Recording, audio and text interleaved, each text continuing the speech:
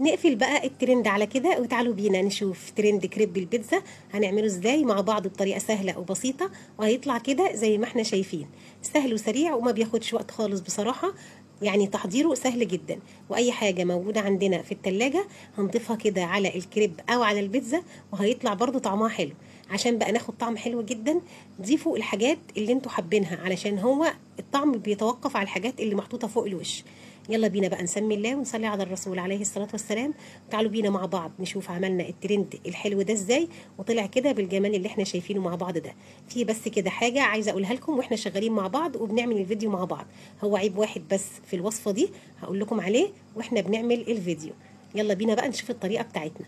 جبت بولة وحطيت فيها حبتين من البيض، هنزل عليهم كده بكوبايتين من اللبن، هضيف عليهم نص معلقة صغيرة من الملح ونص معلقة صغيرة من الفلفل، هضيف كمان 3 معالق كبار مليانين من الزيت، ضفت عليهم نص معلقة صغيرة من البيكنج باودر، وهضيف كوباية وربع من الدقيق. دي المكونات بتاعتنا. هنضرب بقى المكونات كلها بالهاند بلندر او بالخلاط براحتكم خالص، اللي انتوا حابين تشتغلوا بيه اشتغلوا بيه. انا هضربهم النهارده مع بعض كده بالهاند بلندر بالشكل ده. هضرب بقى المكونات كويس جدا، وهنا حسيت ان الخليط خفيف شويه فزودت معلقه من الدقيق. هو الخليط بيبقى عامل زي خليط الكريب بالظبط، يعني لا خفيف ولا تقيل.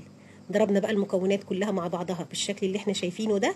طبعا الصينيه بتاعتي مدهونه دهنه كويسه من الزيت، وكمان ورق الزبده اللي انا حطاه في الصينيه دهناه كويس جدا من الزيت.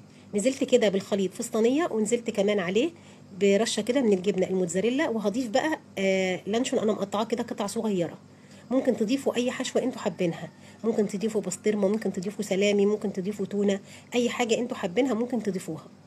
هنضيف هنا كمان فلفل الوان اخضر واحمر واصفر بالشكل اللي احنا شايفينه ده. زي ما قلت لكم هتنفع بقى اي حشوه احنا حابينها. زي ما قلت لكم برضو هو الطعم بيتوقف على الحاجات اللي احنا حاطينها فوق الوش. ضفنا هنا زيتون شرايح، وطبعا الفرن عندي ساخن على درجة حرارة 200. انا قبل ما ابدأ في الوصفة شغلت كده الفرن عشان يكون ساخن جدا واحنا بندخل الصينية بتاعتنا.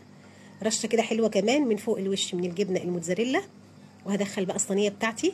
هتقعد عندي في الفرن ساعة الا تلت، هي المفروض ان هي يعني بتقعد نص ساعة، من نص ساعة وخمس دقايق لساعة الا تلت. انا سبتها بصراحة ساعة الا تلت عشان اضمن ان هي استوت.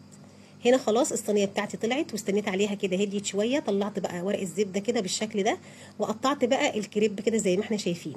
في بس عيب واحد بقى اللي انا هقول لكم عليه، ان بصراحه هي لزقت في ورق الزبده، انا مش عارفه ليه هي بتلزق في ورق الزبده، مع ان انا دهنه الصينيه زي ما قلت لكم ودهنه الورقه كويس جدا من الزيت. بس هي بصراحه طلعت حلوه جدا، هي تعجب الولاد جدا لان هي طعمها حلو. طعمها كريب، طعمها بيتزا، هي طعمها حاجه كده بين الاتنين، بس طعمها بجد خطير، سهله ولذيذه وما خدتش وقت خالص. لو اي حد بقى عنده صينيه ما بتلزقش يدهنها برضو زيت كويس ويجرب بقى فيها الوصفه دي، ان شاء الله هتطلع حلوه جدا.